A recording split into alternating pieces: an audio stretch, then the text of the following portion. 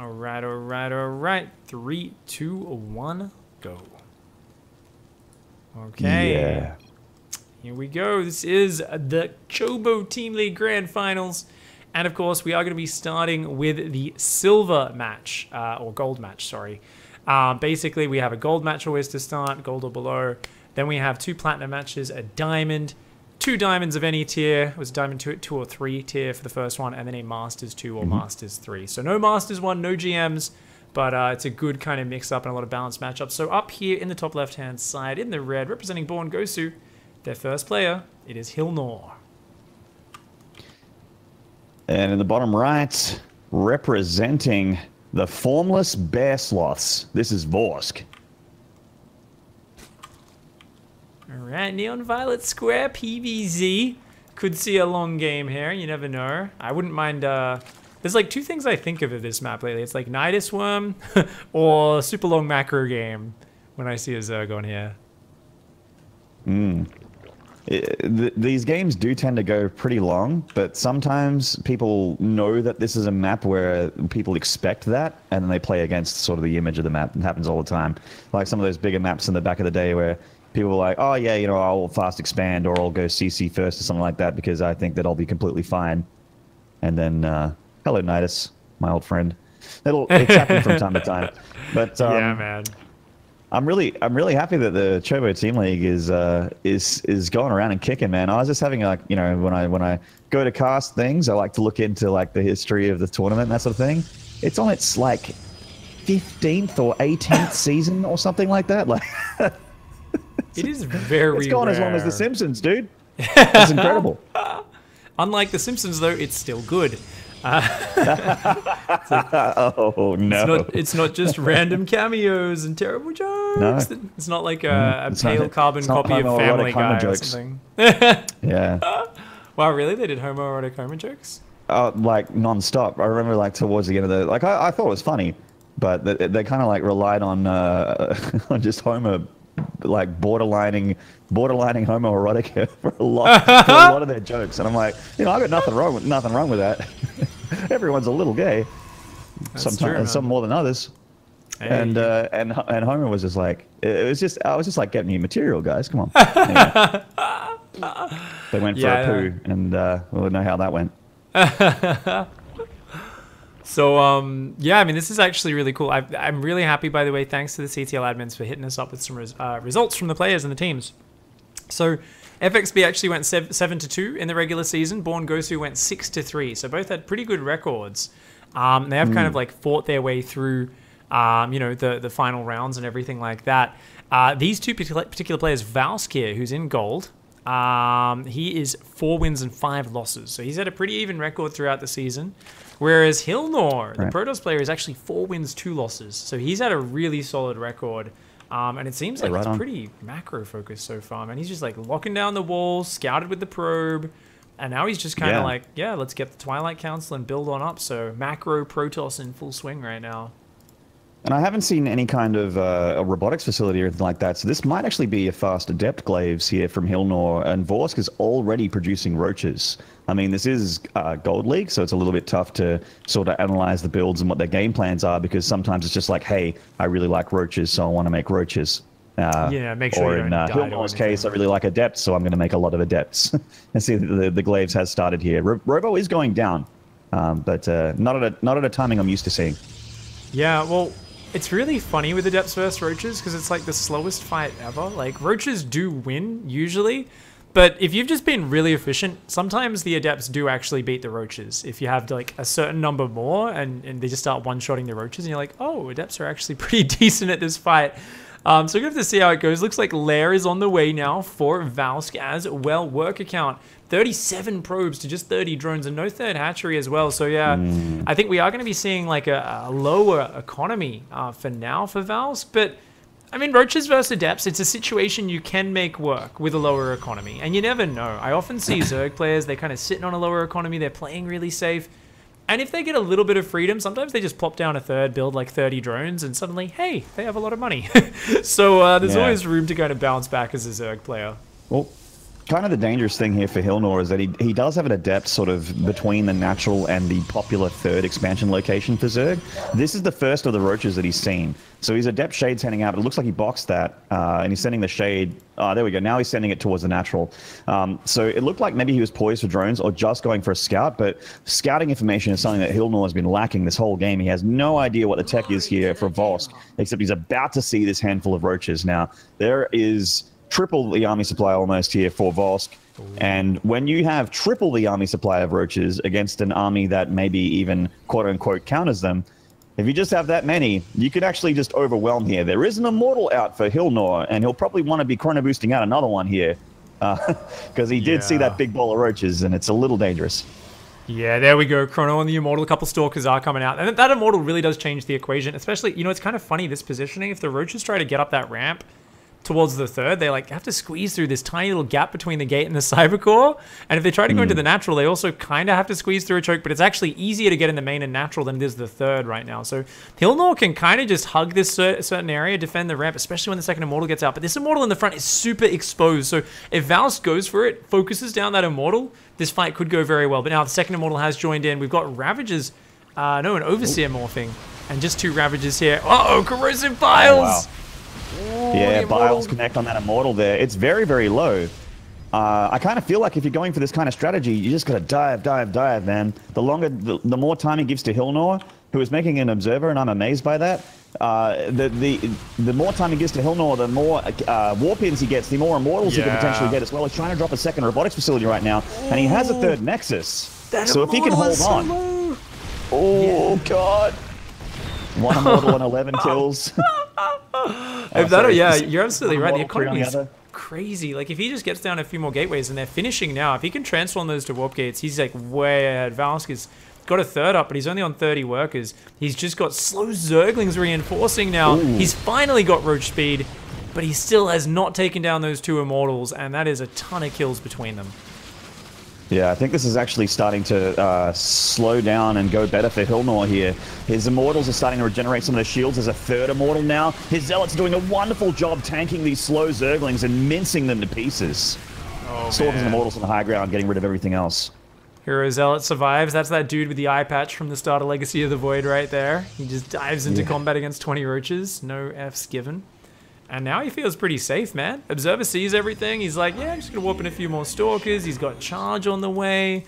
More gases. The money for Hilnor is not going to be running out anytime soon, that's for sure.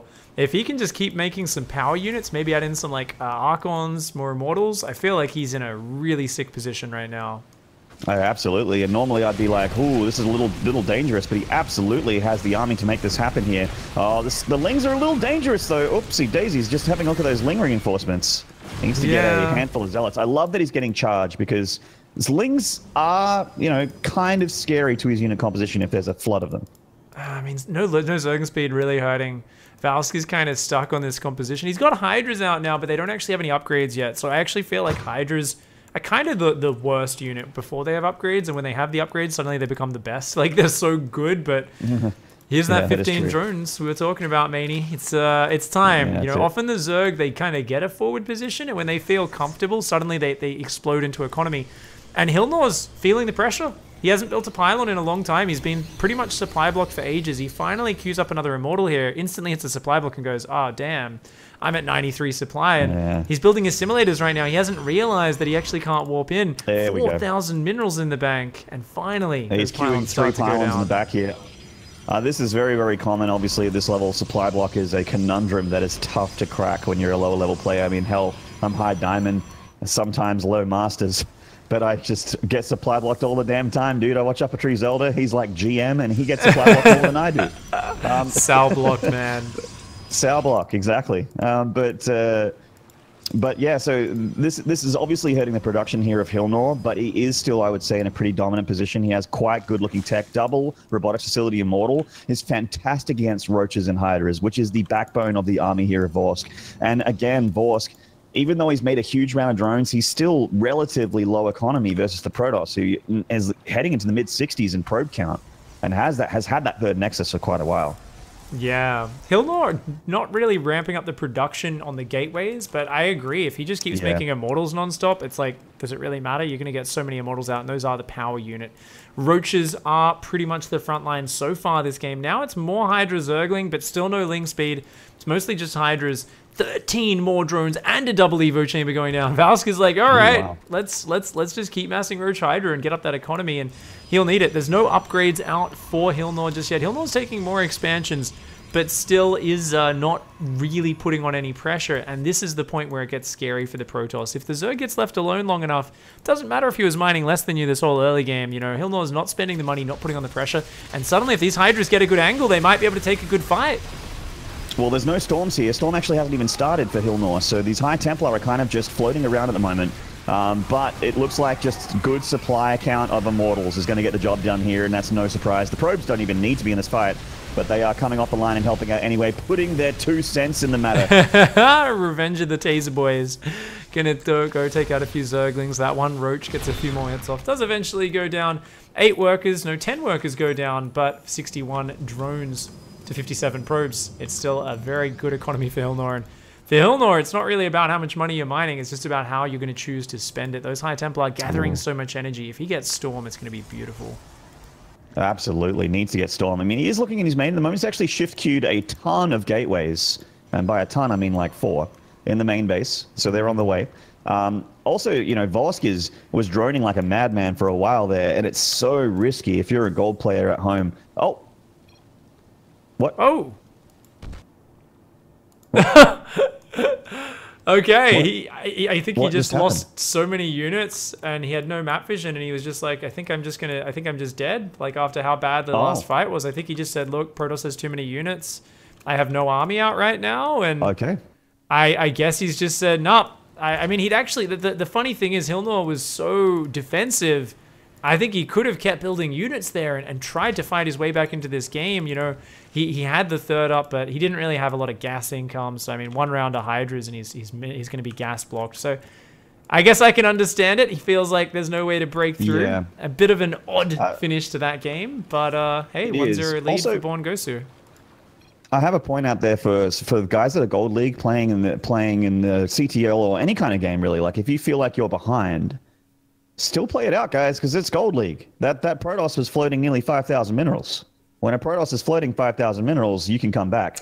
It's you know, it's not over till it's over. So even at like really have that high fighting level, spirit and play it out. Like even at high level, right? Like you see high level players and people are like, oh, why did he just go all in here? And it's like, well, once you feel like you've lost the game, there's nothing to lose anymore, right? You just go all in on a gamble, do a big attack, or just be really greedy and be like, maybe I can survive to mass ultralisk or something. Like, or in that case, you know, maybe mass muta. Like, just try something crazy. It's actually cool when you make one of those comebacks, even if it's 1 in 20 games or something.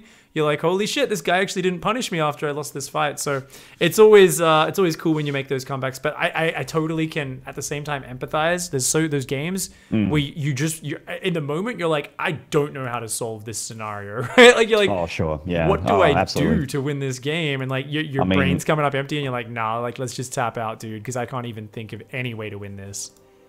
I'm another one of those people that have definitely tapped out a little bit too early in a few of my games in the past, and it's just you know, it's one of those things that I learned over time where you know, you should just play it out, in my opinion, because there's always so many ways to come back, especially in the lower levels. But yeah, I still tap out quite fast.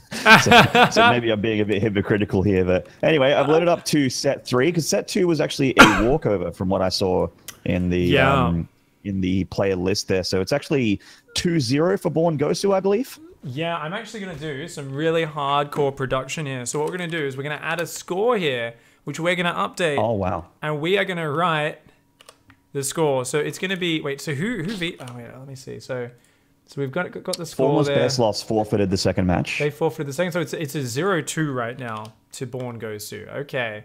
That's right. Let me just make this font size a little bit bigger here. And we're going to have this beautiful, beautiful production. And that's going to be amazing. So let me just drag that up. We're going to go. It is currently 0-2. Unfortunately, Formless Bearsloths did forfeit their second match. So Leon Revon took the walkover.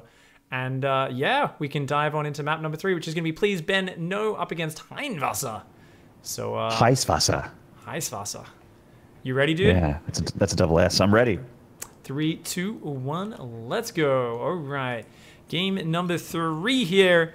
Already up 2-0. Remember, guys, Born Gosu have actually won the CTL Season 12 and Season 15 before. These guys are 2-time champions. They've lost 1 grand final, so they're 2-1 in grand finals. This is their chance to take the third championship. Up here in the top left in the green, the Terran, he is Heißwasser. Thank you for Maynarde telling me how to say that one. I read. That's right. It's German for hot water.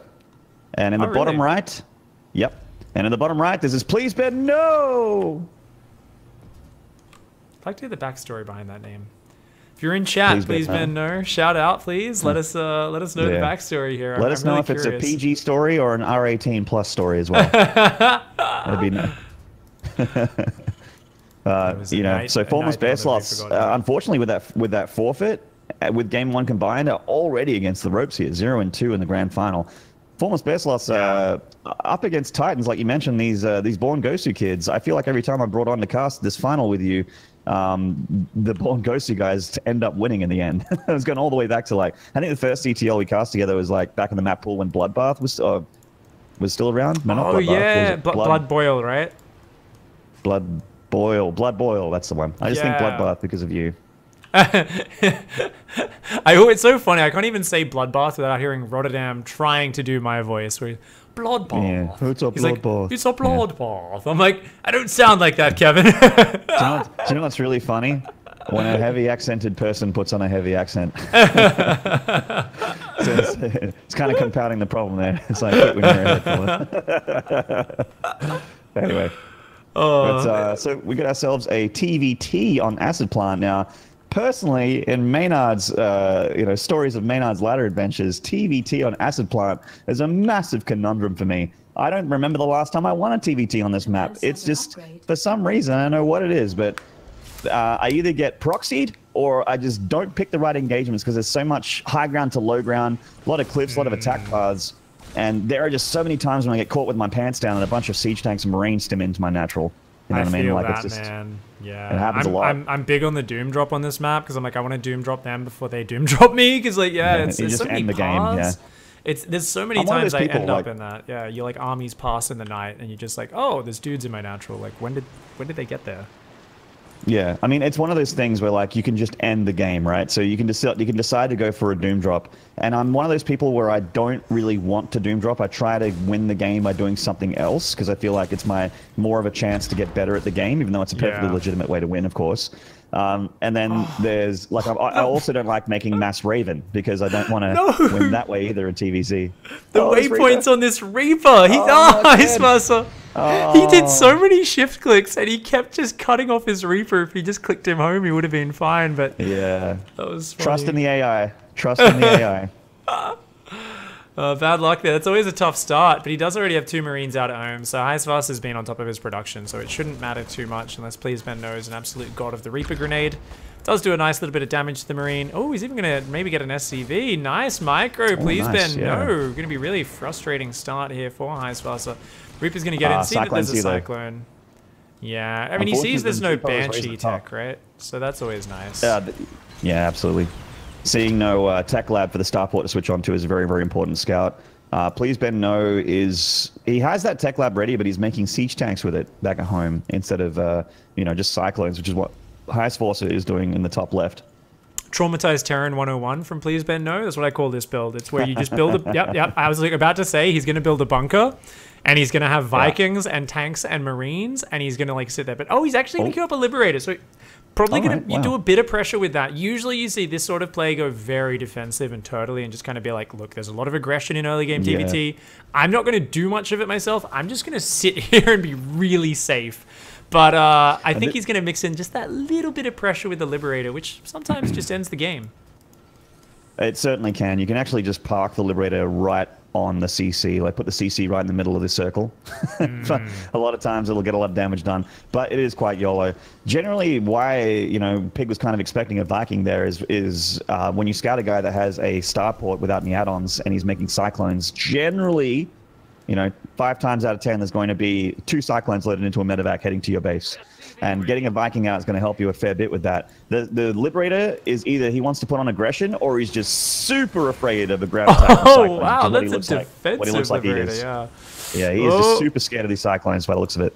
Oh, Heistos is thinking about it. He's like, oh, he's going to siege up. All right, and oh, no reaction from Ben just yet. Uh-oh, this is painful. SCV starting to fall. Please, Ben, no! Oh, man, he hasn't pulled the SCVs. He's thinking about pulling the Marines. He's trying to micro a single Marine around the edge of the circle. But 8 kills, 10 kills. Oh, my God. That is a cash money Liberator right there. She's already paid for herself and then some, and she's not even dead yet. She hasn't even lost any hit points. Full 180 still remaining here on this Liberator. And the Marines aren't anticipating. It rotated right around the natural into the main. He hasn't moved to it. Oh, this is disastrous. Ben's got to be quicker on this SCV pull, or this could be a game-ending Liberator right here. Oh, that's painful. Knocked him down to 24. Oh, man. You know, Heisvas is macroing back at home as well. The money is really low. He's up to 3 barracks. He's got upgrades on the way. This is like a really smart way of pressuring. Heisvas is not putting a lot of APM into it, but he's causing big damage. Looks back at it at the perfect time and saves it again. My God. Heisvasser, I mean, this is a Platinum League game, but I very much doubt if Heisvasser can pull these kind of games out and ladder every day that he will be Platinum for very long. This is quite solid. He has the right amount of production for his bases as well. 3 barracks is maybe like a little bit too much production, but, you know, if he's got a 3rd base on the way, he's going to be sitting pretty, man. This kid is all right. He's supply blocked at the moment, unfortunately, just dropping a depot now and also making a super supply depot there at the back line in the mineral. So he's just dealing with that way. But yeah, you're absolutely right, man. He's keeping his money low. And this Liberator, it just denied so much mining. Yeah, he finally is going to clean it up. But he was just sieging up that mineral line. And like, Please Ben knows just in a disastrous way. He's got to do counter damage right now. And look at the defense. Still has idle SCVs in the main as well. The SCVs chilling at that barracks need to get back to work. There we go. So what have we got? A drop coming, but there's missile turrets, a siege tank in the main, a ton of biocyclone just chilling. Heisvas is so in control of this game. Up 30 supply right now. Up 13 workers as well. Please, Ben, no. You got to micro this drop like a god. Right over this. It's queued right over the turret, dude. No. Oh, please, Ben, no. Oh, Medevac's going to go down. He unloads everything, but there's already a siege tank in the main, and I guess the utility of this drop to deny production is going to be not so great. There is a tech lab here with Stim, but he dives a little deep there, and gets taken out pretty easily there by Heisvasser. Now this is for Please Ben No, for all you guys playing TVT back at home. Go Viking first, kids. It'll stop things from Liberators killing a bajillion SCVs. They killed 15 SCVs in this game. I mean, if he used his own Liberator to counter pressure, I think potentially he totally messes up Heisvasser as well. You know, forces him to look at home, and he went what was it? His Liberator into Medevac, and then his Viking came out like minutes later. It was so delayed. Yeah. So yeah, that Viking, it adds such power. I mean, stop surprise Banshee. It can hunt down a Raven. I had the same thing on this same map yesterday. I tried to skip the Viking, and these 2 Ravens killed like 14 SCVs with auto turrets, and I was like, okay, we're never skipping that Viking ever again, Piggy. This is terrible. Yeah, I mean, it's just one of those things, like even dropping a blind engineering bay, it's just the kind of thing in TVT that you have to do to just not automatically lose the game. Oh, yeah. Speaking of tough positions right now, Heisvasser, he's in the powerful position. He's got the production up. He's got 47 SCVs. He's adding the 2nd engineering bay and the armory. So he's getting like every piece of macro you need for full 2-base production while going towards the 3rd. But I'd actually love to see him push out and you know, try to use his advantage in the near future. Right now we do have Stim +1. We've got armor. We've got combat shields. 4 siege tanks, 30 Marines, 2 Medevacs, 2 Vikings. This is just like a really nice army. If Heisvasser just goes and like sieges up the natural, or maybe even Doom drops the main, either of those moves I could really get behind. And he did just scan the main just now, and I think that a drop is in the cards here. Pig, he loads up 2 Medevacs. He's got a Cyclone, 4 Marines in one of them, and he's got a couple Marauders and 4 Marines in the other. So it's not exactly like the scariest of drops, but it is something I can see doing a bit of damage here. There's a corner up here where the turrets are starting to get made now, but it looks like if he boosts one more time here, he'll hit the main before the turrets are done. Yeah, and there is a siege tank next to the command center, so good to see Ben No kind of having that safety precaution. It'll stop this getting too out of control. And there we go, just as it comes in, Iceblaster not watching. He's taking a lot of damage on that drop and loses 2 Marines inside it. Looks like the other medevac will be falling as well. And a pretty quick reaction from Please Ben No. Stims the Marines up. He's going to get on top of this. A nice shutdown, and that is what Ben needed here. He needed to get some little edge. He's still down 30 supply, but he's only behind 5 workers now. I mean, he's got a 3rd command center finished. He's only down a few Marines. He's got a good siege tank count. This is definitely a game Ben can get back into. Yeah, good cleanup there. Please Ben No is going for a counterattack here, but there's something that's sort of missing in this army, and that is medevacs. There's a lot of these bio units are very hurt already, so stims are actually going to hurt him quite a bit. He has 1 medevac, but without multiple medevacs and with this sort of small air force, his Liberator is greatly at risk. And if Please Ben No loses this army, I mean, he's already not in a dominant position right now. If he takes a bad fight, this could potentially end right here, right now. I like seeing Iceblaster knowing he's in an advantageous position from that early damage. He's going to push forward with his army. I'd love to see him just engage Ben and just crush this army before it sieges up, because the siege tank count can equalize these numbers. If he happens to be sieged and Iceblaster engages in, it's going to be bad, but it's going to be the opposite. This siege tank getting the shots off, and it's move command. Oh, no. Oh, man. No. A disastrous engage. That is a devastating engagement there for Please Ben No. He's lost everything except for 30 army supply, which is everything he's been making back at home. Please Ben No is going up in a 3rd base, but meanwhile, Iceblaster is ready for a 4th. He was just about to drop that on location before that attack there from Please Ben No, but that was a disastrous attack there for Please Ben No. Born Gosu's Iceblaster is in a great spot. Oh, I think there was a single Marine shooting the 3rd while it was landing, and I think Ben just like tunnel visioned on dealing with that Marine and just had his army move command into the natural. And it's that golden rule, right? The one I always sometimes forget as well is scan ahead of your army, especially in TVT, because it's so frightening when you get to their side of their map. And on a move command as well, I mean, that was going to be a tough position to do damage to Iceblaster, turned into an absolute massacre. That was some, I mean, Anzac Day was yesterday or the day before, right? Oh my God. That was some Gallipoli shit right there, man. It was like, hey guys, why don't we just walk into this fortified cliffs? And it's like, I don't know, dude, this doesn't seem like a good idea. That was over 100 years ago. It's too soon. It's too soon? It's too soon. That's well, you can't make those jokes, man. Give it a 2nd century. But so Iceblaster is in an incredible position here. That Liberator spot is like, a little presumptuous, but obviously he's just he's a little bit outside the center tower here, and he's trying to surprise Please Ben No with a big army. Honestly, a big stim A move from Iceblaster is going to kill this 3rd, but he's being very, very, very careful. If we look at Please Ben No's vision, the sensor tower sees absolutely nothing. He has no idea. All he knows is that he's scanned and that sees that there's a 3rd base. Yeah.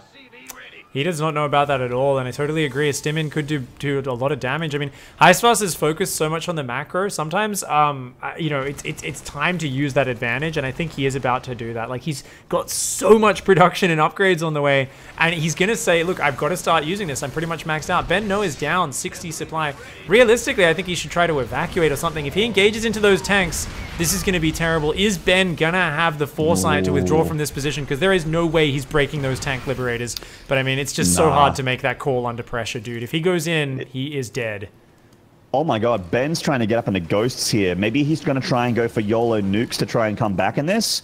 Oh, but it's going to be a little while for him to get back into that. And if Ben had like 6 or 7 Vikings, I'd feel like maybe this is possible for him. But he cannot break these Liberators. He cannot kill these Vikings. He cannot stop these siege tanks from killing his SCVs. His 3rd is in range of that 1 tank at Iceblaster as well. And it looks like Please Ben No is the guy that's in Iceblaster. Yeah, dude. Please Ben No's in trubs, man. He is in big trouble right now. The Vikings there, he can't even lift off that orbital now. It's going to go down 100%. I don't think there's any way to save that unless he lifts and runs it right now while mass repairing. Bottom left-hand side, he does catch a few of these stray Marines of Iceblaster. Nice move there by Ben. Ben's been on the back foot all game long. Really hasn't had a chance to assert himself in this series at all. But he wants to get a point on the board. Formless Bearsloths are already down 0-2. If they lose another one, it's going to be terrible. Oh! Ben is going for the YOLO nukes here. And this is something that's let me win TVTs I have no business winning. But it is very, very Hail Mary here. But honestly, Please Ben No needs a Hail Mary now. There is no way that he wins this game without getting the best nuke in StarCraft 2.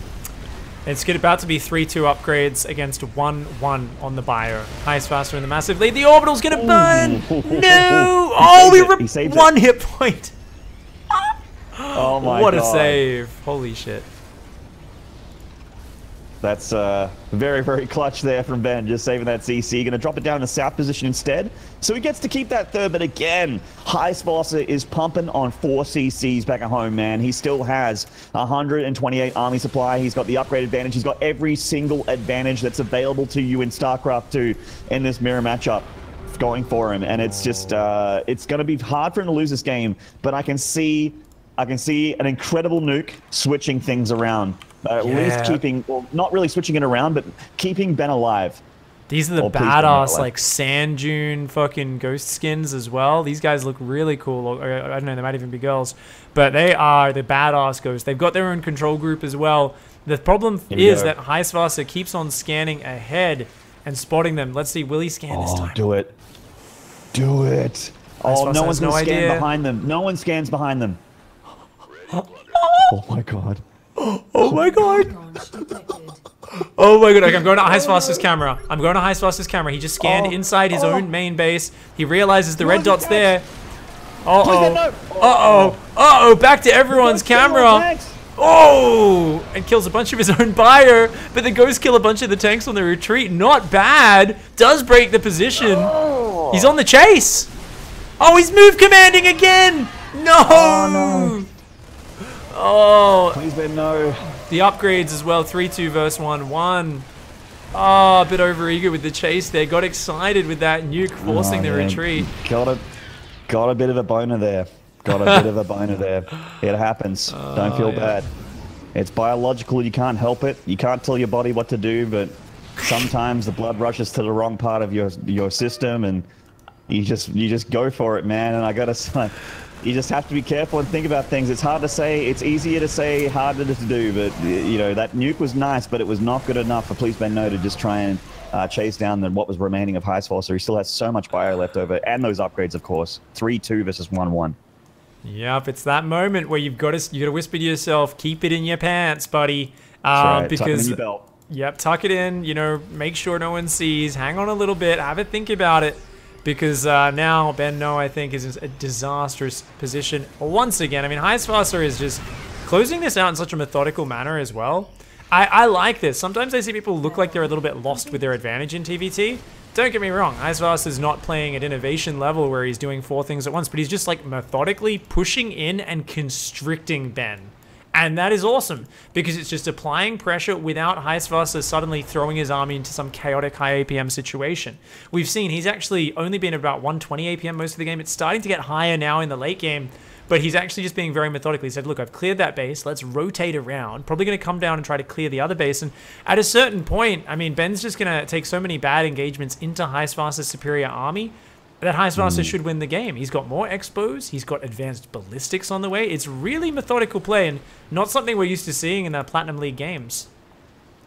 Yeah, Highsparcer is certainly playing above his league as someone that's seen a bunch of Platinum replays from my subscriber class and that sort of thing. This guy is a lot better than some of the Platinums I've seen in recent memory. Yeah. He's even getting like with advanced ballistics, his position is going to be even harder. He already has the air advantage, and that's going to give his Liberators even more breathing room to push back these siege lines, which are honestly the only thing that's threatening to him, other than nukes, of course, because Please Ben No did get another nuke. But tanks, taking a bad engagement against tanks is the #1 way I've seen TVTs get thrown. Oh no! Missile turret does take down the Ghost does go down. It was trying to get a nuke behind the planetary fortress of Highsparcer, but the missile turret shuts it down. And here we go, and beautiful siege up. Ben, uh-oh, I think he's going to try to break it. He tries to A-move his army forward. He realizes, once again, this cannot be broken. Those are advanced ballistics, Liberators, and siege tanks. Actually, Highsparcer with a quick unsiege. Surprisingly, Ben knows going to be able to A-move through this, but he's not. There we go. The stim comes in. The Liberators will finally fall. He saves the base for now. He once again trailing by a lot of supply, but I think Highsparcer's army is in a little bit of disarray. We could see him kind of back and forth there. Not sure he meant to unsiege. And he is... Oh, there we go. He's going to catch the siege tanks of Ben in the open. Yeah, he gets those siege tanks, and now the siege tank count of Ben is pretty dismal, and a lot of them are actually sieged up back in the natural. They're not here at this third, and the CC is still so low. It's gone down. Nice stim forward. Icefast has had enough. He's like 3-2 up against your 2-1 upgrades. I've just got too much. Please, Ben, no. Taps out. He knows he's done for, and GG. Beautiful play there from Icefast. Sehr good Spieler. Very nicely done. A lot of people in chat were saying, yeah, this does not look like plat play. So just to remind you guys, what's really fascinating, what I've learned from coaching and also casting lots of games of different skill levels, is if you leave a player alone, and they're one of these players who's very methodical, macro focused, you can tell Icefast a big macro beast. You don't put pressure on those players, they can look like they are so far beyond their league. I remember we were doing a BSG tournament one day, and we had this guy, and everyone was like, this guy's not in gold, he's in diamond, because his macro is flawless. And then I was like, guys, like, everyone thought he was smurfing. And I was like, guys, you've got to remember, every game, no one's put any pressure on him. He got to the finals of the BSG tournament, and I think it was another gold 3 or like a silver 1 player, basically just did like these Ling rushes and just killed him every game. Because he just like could not handle the pressure. But when he was left alone for like 7 minutes, he'd be like, I've got 140 supply of Protoss with 2-2. Everyone was like, this guy's smurfing, don't let him win, pig, this is unfair. And I was like, guys, no one's done any pressure, and he doesn't have a wall off every game like in PvZ. I'm like, if someone does some pressure, I think we might see where his weaknesses lie. So it's kind of funny how that happens, man. Well, we got a 0-3 situation here for Formless Bearsloths, with Born Gosu well and truly wearing the daddy pants in this grand final so far, but it's not over yet. We have a 4th set here. The Diamond 2-3 game, is that what's up next? Yeah, so it should be the Diamond 2-3 game, and then we have Trumpet versus Grumman? 2 diamonds of any tier. Yeah, Trumpet versus Grumman, that's right. Let me get that one. I got you, baby. I'm loading this up. Me too. There we go. Of course, guys, we'll be casting every single player's replay. Unlike, pro team leagues that are played live, this is a format where the players set up the matches throughout the week, and, we don't necessarily tally up the results till it's all done and dusted. And that's great, because this is all about amateur players having fun, competing and enjoying the game the same way you might playing in a weekend football league or anything like that. So we are going to be going into the next match, give these guys a chance to show their skills, and I am hoping that we can see these guys bring it back. All right, Maney, let's go into game 3, 2, 1, and go. All right, so in the bottom right here from Born Gosu, this is Grumman. Bit of a Grumman. Bit of a Grumman. Up here in the top left-hand side, he likes to pipe his own trumpet. Representing Formless Bearsloths. Louis fucking Armstrong over here. And records for these players. So just to give you guys an update, I didn't actually tell you, sorry, in the last game, but Ben No was 2-2 in the regular league. Icefast was 3 wins, 4 losses. So he brought that up to 4 wins, 4 losses. Nice there. These particular players here, Trumpet, 5-0 in the regular season for Formless Bearsloths. He is one of their most consistent players. He is actually the one with the best score. And Grumman hasn't played as much in the regular season. He's only played 2 sets, and he is 2-0 as well. So both players undefeated, but Trumpet definitely has had really good results so far. So I'm excited to see what he's going to bring to this. And it is our first Protoss First Terran of the day as well. So hells yeah. Quick shout out. Very quickly, thank you so much, guys, for the support. We had a 2-month resub from Sound Asleepful with the 2-month resub, and King of the Sheeps with the 4-bit cheer. Of course, guys, I've turned off alerts for the cast, but we're giving you guys all your proper shout-outs and big thanks for supporting the stream in between the games and when the cast is over. That's right. Oh, it's a really good point about Trumpet's map score at the moment in this season. That's really got me hyped up because... I mean, this has been all Born Gosu so far, and I would love to see Formless Bearsloths start to get a map on the board. They have to at this point. Like, going down now, I think, seals the deal for Born Gosu, doesn't it? Yep, it would indeed. It would change it. Basically put that one in the bag. So, I mean, Trumpet's come and scouted, has seen the barracks gas, has seen the command center nice and fast. He's going to go and hide the probe. Maybe going to be a bit of a D-bag probe, as I like to call it. Wait till the Reaper's halfway across the map and come in and harass again. Always like to see a bit of that. Maybe a proxy as well. A few different options for this probe. And meanwhile, speaking of proxies, Maynard. Proxy. Yeah. Factory going down in the bottom of the main base here. Funnily enough, if the probe goes home, he may see it. But yeah, he might actually doesn't look go like it that is. way. Right now we do have an Adept on the way. Not the best versus Cyclones. Of course, that's the worry. Cyclones running in there. Could be Widow Mines. It could be the old float the factory landed in the main and start running Widow Mines into mineral lines.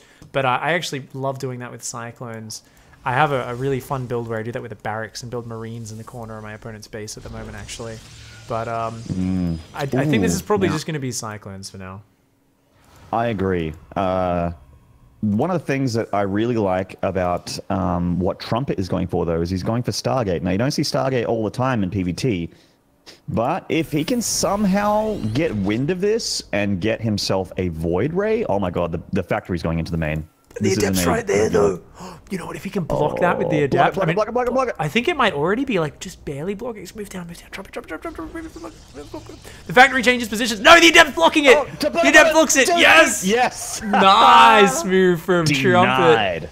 Factory's like, oh, we're going home, boys. We gotta go land out here. He's trying to think about where he should. Oh, he's queuing it up to try and come back in on a surprise angle. He's like, damn it, my plan has been foiled. Let's go for another cheeky one. Unfortunately, I think that this proxy is only strong if Cyclones come out of there. I think trying to land in the main, especially once Trumpet has realized you're trying to do that, is extremely bold. Like, even if he lands it in the main successfully, which it looks like he may be able to, nope, denied again by Trumpet. Oh, nope. my God. Yep. Oh, nope. does get it down. Oh, my God, Trumpet. Anyway, it does land. He's making Widow Mines out of here. I don't foresee this doing anything. Is what I'm trying to say. The Phoenix can just pick it up. An Adept did go down on Grumman's side of the map. I don't think it killed anything. No, it did go down. Marines cleaning that up. But yeah, the Phoenix, if they're on point, Trumpet can lift this up. The problem is he doesn't have Stalkers, so he doesn't really have anything to shoot it while it's lifted right now. And we don't mind running for the mineral line. You gotta pick it up, Trumpet! Lift it. Lift it. Good boy. All right, there we go. That was scary. I was getting scared there. Yeah. I mean, this is still kind of not too bad for Grumman because he's forced 2 shield batteries at the front, 1 in the main, and he's got an expansion. He's got an engineering base. He's got Stim on the way behind this. So this is not, it's obviously not done direct damage, but it's done a lot of indirect damage. It's kind of forced a big response. These Stalkers, of course, now going to clean this up, though. Fortunately, I mean, it looks like the factory's probably going to burn down. But fortunately, Grumman managed to get a starport out back at home before the factory died, which is important. So obviously, factory units in TVP, they can be good, but it's really, in the end, all about the bio and the medevacs. And he is getting stim. He's got several barracks at home pumping out those units. And with the NG Bay getting +1, he is actually going to have a pretty good army. Yeah, it's some nice production up. Attack lab a reactor, 3rd barracks down, 3rd gas on the natural. So very good 2-base setup for Born Gosu's Grumman. I wouldn't mind seeing a 3rd command center, or you could go for those very popular 2-base pushes. Right now, Trumpet, I mean, you can see the effects of that proxy. There's no 3rd base yet. He's only now moving out to take the 3rd. And economically, we're looking at a very similar work account, which when you factor in those 2 juicy mules, favors the Terran. So the income right now is ahead for the Terran player. Bring up that income graph, and oh, thank God, it actually, that's always a risk doing that as a caster. It actually did support what I said, first time ever. Thank God, it didn't betray me. Income advantage. I'm just going to bring up the graph right here, and you can see that it's actually completely opposite of what I just said. We're going to ignore that. So this is actually you know, Trumpet's not got a whole lot of vision. Oh, now he does. The Observer just sees this attack from Grumman. But this expansion, he actually cancels it. And I'm glad that he did that because his 3rd is going to be tough to hold with this paltry gateway force. He needs to stick around the shield batteries if he wants to win this fight. Yeah, I wouldn't mind seeing a few more Adepts in here. I like the Stalkers and the Sentries, but if he gets one more round of like Adepts out, and I mean, I guess it's a few more Stalkers. There we go. Oh, I mean, with the Phoenix, I think he can take this fight now. Nice scan from Grumman, though. I think Grumman should just back off. Like, he's doing a good job of just creating threat. And this is, like, one of the weirdest things. You get these, like, weird intangible benefits from just being on the Protoss' side of the map. War Prism on the far right. No! Nearly gets stimmed down. He's chasing it. He's going for it. Go hard or go home, says Grumman, but he's lost track of it. That Prism does get out of there. Yeah. All right, well, this is something that Grumman has to worry about now. He's going to try and boost into the main, but there's 4 Phoenixes waiting for him. Uh-oh, 4 Phoenixes. Are they going to get on position only? Oh, one of the medevacs got left behind. They are starting to already unload. There we go. Phoenixes are jumping on top of this. But already the Stalker goes down, and this is going to be a trade. The Marines are going to gun down those Phenai. And the Phenai are going to fall. One medevac is still there. This is a good fight. Only half of Trumpet's army is in position. The other half engaging the bio on the low ground. He retreats the shield batteries here. Yeah. The main base, though, all the Phoenix are gone. There's still 7 Marines up there. If they get in the mineral line, that's going to be a disaster. These Marines are running down. They're focusing down the pylons, not the probes. If they go into that main mineral line, it's totally bare right now. But Trumpet's shield batteries are hanging on. The Immortal pops out in the high ground, and that is going to clean that up. Trumpet hanging on barely against this push. Jeez, yeah, it is very, very close here. That Immortal coming in clutch in the end there. Also, I love that his Stalkers were target firing the medevacs. Very, very important to get rid of those medevacs, making it so that the Terran cannot heal their forces, cannot escape, and has to donate all these forces. And Grumman has been rallying all of his units across the map. So this is not good for Grumman anymore. It was going all right. Maybe if he bolts everything together, he gets a little bit of patience. Go for some guaranteed damage. Cancel that third base. Because going into this natural now, if he just keeps bleeding in units, it's going to get better and better for Trumpet. Oh, yeah. And that Immortal in the back. Out of shield battery range. Oh, that Immortal is doing so much damage, but the Adepts are going down. It's so close. That barrier is going to fall, and that Immortal's almost out of hit points, but I don't think there's enough units left. Oh, dude, this is crazy. Man, Trumpet's... Yeah. Trumpet's picking some weird places to fight here, and this is giving Grumman breathing room to continue this aggression. He doesn't have enough gateways right now. He's still only got 5 gateways, and he's not warping in off them. He's spending all of his money on shield batteries instead. That's a huge problem right now. It's all about unit count. These shield batteries cannot move. Those ones at the third ending up being a big waste, and it looks like Grumman's just endless rally here is doing a good work. And Adept in the main base is forcing Grumman to focus there. He's losing SCVs. He is losing workers, but the natural nexus is going to go down. And, man, Trumpet's in a nasty spot right now. Born Gosu want to close out the series here with the 4-0. They might actually be able to do it here in this Diamond 2-3 match. Grumman takes down the entire natural. The third base, he's recalled probes over there, but, I mean, he can't actually clear up this army just yet. He's going to move down. Man. No Guardian Shield energy. Oh, this is so dicey. He's just got that one force field left, but there are medevacs here. If he wanted to, he could just pick up and dive on that stuff right there, and I think he absolutely can at this point. Trumpet's 5-0 is starting to look like it might be a 5-1, and unfortunately that map loss is looking like it's going to be at the worst possible time here for Formless Bearsloths. As Born Gosu are just clinching themselves in this grand final. Oh, Disruptor, get over here. It's a decent force field, but there's a little gap, and it's all about the ball, but it only takes out 1 or 2 units, and I think that's just a little bit too much. Grumman, endless bio rally, 2 base, full-on commitment. The medevac healing doing so much work throughout that fight, and Trumpet just barely not able to hang on. Hot damn. GG's, well played. GG's indeed. Now, I believe this means that Born Gosu are the champions. It does. Born Gosu are the champions. Congratulations, your Season 18 CTL champions are Born Gosu. And what a bunch of ballers to deserve. We are going to continue, and we're going to cast the rest of the games, guys.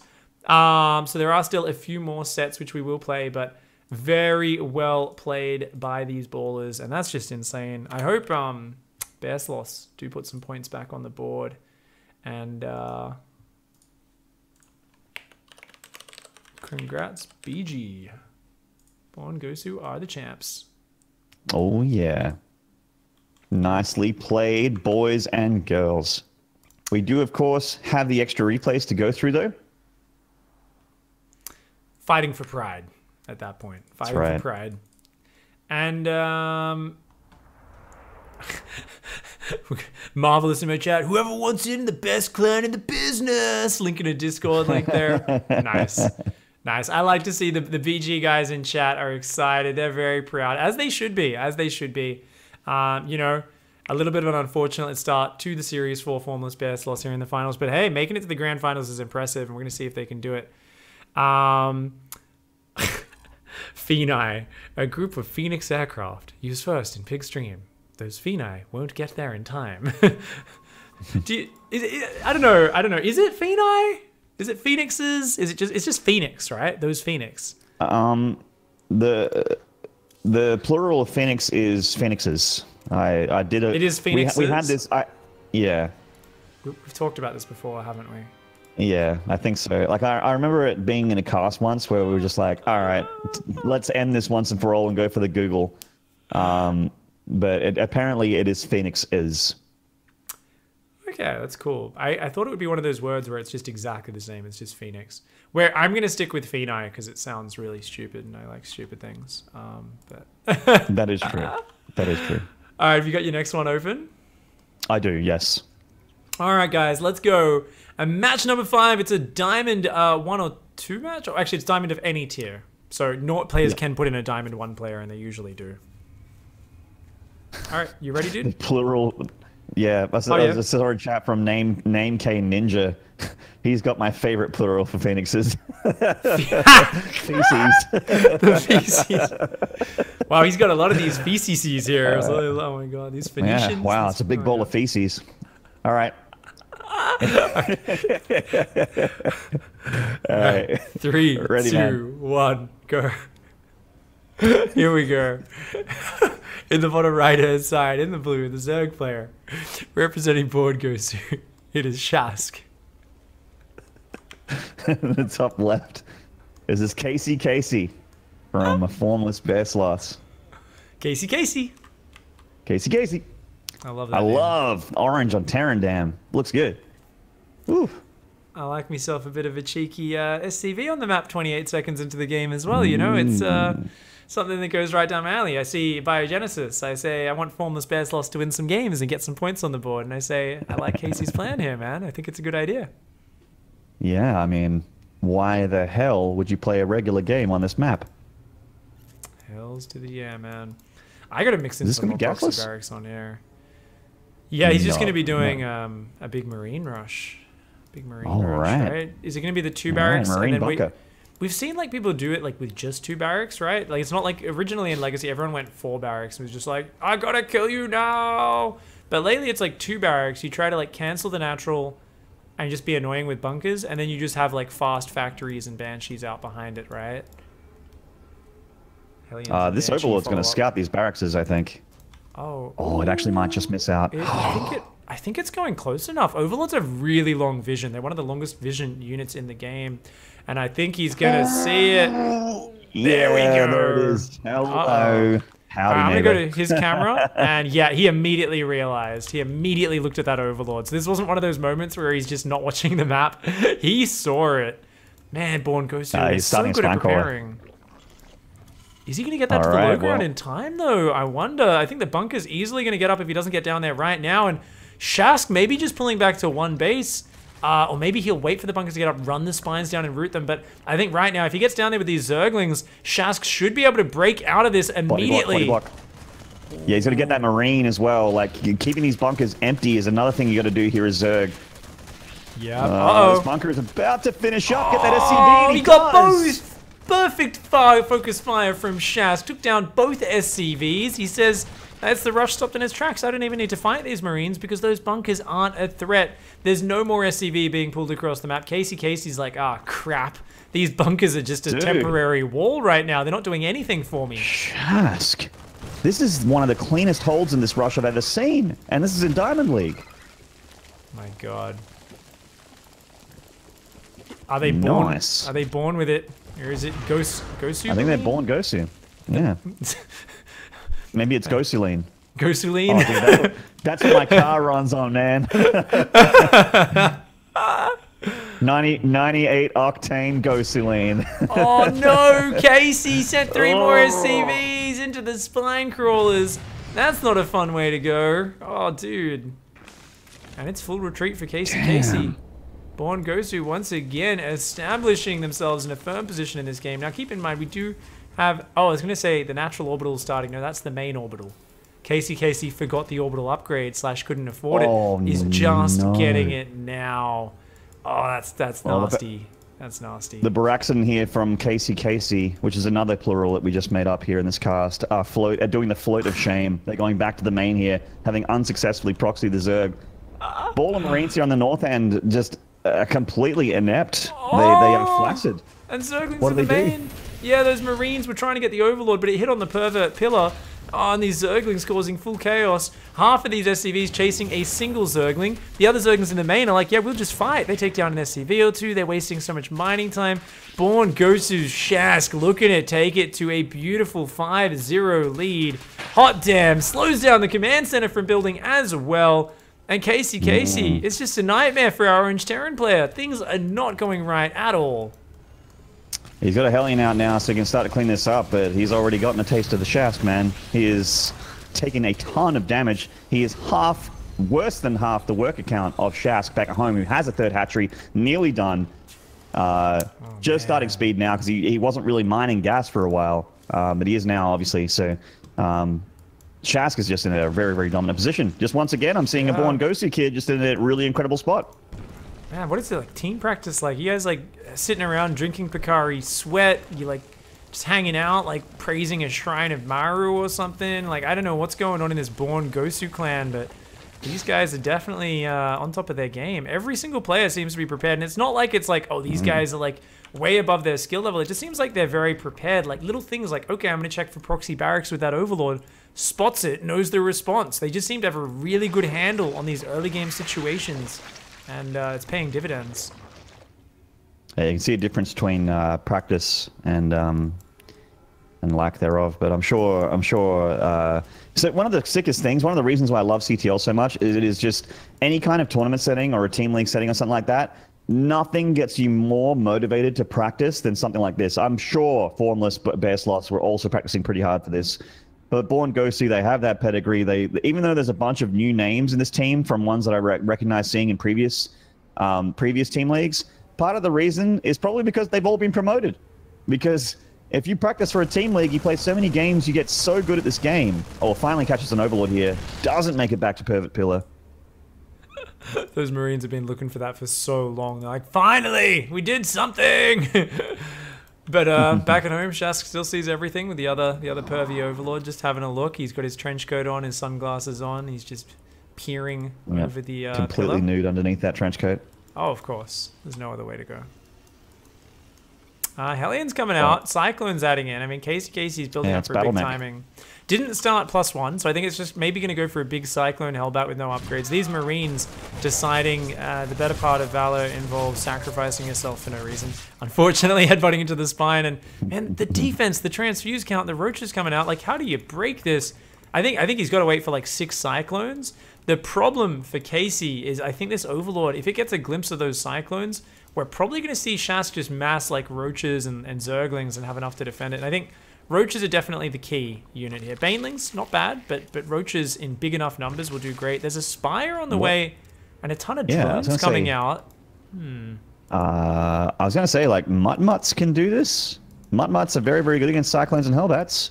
But it's going to be a while before they're out here. And if you're attacking like this, and you're not making units right now while there's an attack coming at you, well, things can go pretty badly. Drones. He wasn't watching with the Overlord. He built 9 more drones as this moved out. He needs to be. He's building more hatcheries right now. He's taking 4 bases. He's up at 60 drones versus a 30 SCV. Pretty much completely all in Terran Casey. Casey's like, well, I'm pretty behind in this game. Let's just go Cyclones and Hellbats, and it could just work here. Where are the Queens? They need to be up there transfusing those spines. They're out of position. The spines both go down before the transfuses even land. The Cyclone Micro is good. Casey stops them focusing on the Evo Chamber, groups them up. The Zerglings coming out are doing a good job, though. The Hellbats do get overwhelmed. It's just a numbers game. I mean, Shask's production, even though it was so late, flooded out like 40 Zerglings almost instantly. The Queens and Roaches huddled together, doing a great job, and that's going to spell the end of Casey's push. No economic damage achieved, and still sitting at half the worker count and half the base count. Yeah, all he got was a couple Spine Crawlers there and a few Zerg units, but of course, Shask kept the drones alive. He is on 60 drones versus the 30 SCVs. And you could be looking at that going, is it Zerg Imbra? It's actually just a result of the Zerg just having the economy and having 3 hatcheries worth of production and plenty of lava. Because he's actually not only been great at holding the early stage of this game, he's actually been injecting like a god back at home as well. Look at the energy on all these Queens. He's got like 1 more inject on the one on the 3rd base, but he has been injecting like an absolute madman. Plenty of lava, plenty of money, and all he had to do was hold that Z button, get those Queens up there, and he just cleaned that up. On point with the macro, and now Mutalisks on the way. Get a couple Flyboys out. And they're going to do good. Mutas flap their way across the map. Zergen's going to counter the third. He says, hey, you don't even have a third. Oh, wow, I'm on 4 bases. It's got to feel good about his position here. Shaz going to move out with his roaches and Mutalisks. 15 more drones on the way. Oh, my God. Shask is a liquid rep fan. He's like, oh, man, you know what? Like, I feel like getting 95 drones versus this 30 SCV Terran. Let's do it, man. And, I mean, for Casey, this is terrible. I mean, you need Thors out. There's no turrets. Mutas are going to dive in. Let's see how well Cyclones try to deal with this. It's going to be a tough ask. I mean, Cyclones have technically anti-air. Technically. But these Mutt-Mutts, they're so fast. They're so furious. And it all looks like they're going to stop the CC as well. Slow it down at least. Yeah, there's like a couple of flappy Vin Diesels there, man. Shit's scary. That's right. Imagine if Vin Diesel had wings, just flew around your mineral line. That should be scary. Doesn't matter if you have 40 SCVs or 30 SCVs. What's the line from? Oh, it doesn't matter if you win by an inch or a mile. That's right. I remember. That's it. Yeah, I haven't watched one of those movies in so long. No, it's. Thankfully. I kind of checked out after the. I saw the second one. It was probably the worst movie I've ever seen. So I never saw the third, fourth, fifth, or seventh one. Apparently, there's 7 of them. Did you know that? Yeah, I remember. I remember hearing about like the 6th one. And I was like, "There's a 6th one? What?" Right. People will watch anything. These Mutas though just flapping around this base. Casey's gonna try and make the comeback, +2, but trying to get a Thor out, trying to do something. So I mean, Shaska's economy is like what? I don't often say things are off the chain, but right now that's like the only way to describe Shask's economy. 33 Badlings on the way. It's like Hive, Burrow, like Pathogen Lens. This is a fruit dealer production tab. He's like, I'm just gonna make every upgrade. No. Why not? Dude. It's off the chain, it's bitten through its lead, and it's running rampant through the streets, this economy. My God. Full-blown rabies economy. Yeah, this economy's bitten the old lady next door and has ripped her leg off and ran off with it. This, he could actually just mass Banelings and kill Casey right now. It doesn't actually need any other units. And even though it'd be a terribly inefficient trade, it doesn't matter because he could just make 2,000 minerals more of whatever he wants and just end this game. Oh my God, SCVs are like, hey, we'll help out. Oh God, absolute brutality. And Born Gosu once again showing what they are made of. And they are, man, no wonder these guys are 3-time champions in the Chobo team. Right. Like, absolutely killing it. And I'm going to try and focus down that orbital as well. Casey fighting to the bitter end, as you do in a finals position. You know, you want to fight to the end. The Thor, of course, being very intelligent and using its Javelin missile launchers up against that Overseer, because Thors are highly intelligent units. I have a theory that everyone is piloted by one of Tychus's illegitimate offspring. Like, they're not the brainiest guys. Yes, they all have, like... dropped on their head. Yeah, they got dropped on their heads a few times. They didn't have a positive male father figure in their life. Like, they basically just want to do violence, but not in the most logical or intelligent manner. They're not that smart. It is so funny, isn't it? Like, there's roaches attacking it, and it's like, but there's an Overseer! Yeah, every time I Thor drop and I think there's no defense, and I look away and I come back and there's like 4 orange hit point overlords, and I'm like, really, guys? That's what you prioritize? Really? Yeah. Thanks, guys. The overlords are the real threat. Who cares about hatcheries and queens? And we're not going to focus them. We're just going to wound the one that happens to be closest. It'll slowly drift out of range, and we'll change targets. You're like, oh my God, Thors, please stop. Well, I mean, you've heard the voice actor of the unit. Need I say more? But there is a 3cc economy here for Casey, but not a 3cc saturation. 20 SCVs is going to make a very dismal economy indeed for this Terran. He's trying to still make Cyclones and Hellions at this point, but Shask is... I mean... There's far ahead, there's incredibly far ahead, there's astronomically far ahead, and then there's Shask. Yeah, I think this is going to become a term, like, later on today I'm going to be on ladder, I'm going to be way ahead versus someone, I'm like, oh my God, I'm Shasking this fool. It is when you decide to kill Cyclones and Thors with Banelings. Oh my Lord. That'll be that. GG, well played, an impressive game, and damn, they take the 5-0 lead. What the hell, dude? Give me some of what these Come kids on, are Born eating. Gosu. They are 5-0. They've already won the grand final, and not only have they knocked the Formless Bearsloths on the ground, they're stepping on their neck. Are they gonna let Formless Bearsloths even get a map here? I certainly hope so. Oh my god, dude, that is insane. Domination. Of course, we are going to be going up to, I believe, the other Diamond match, and then it'll be the Masters 2 or Masters 3 match. So the next one's going to be between Rocky and Mondiolita. Wow. Those last two players, by the way, Shask was 3-1 in the regular league, Casey was 3-2. So both, had some really good runs throughout the season. Shask goes to 4-1 for his overall season score. Very nice. Our next match, we're also going to have some very good records from these players. Did you click the wrong one? Hold up. No. I instead of going into my replays for like a tab in game, I double clicked on the replay in Windows, and now it's making me log in. Yep. All right.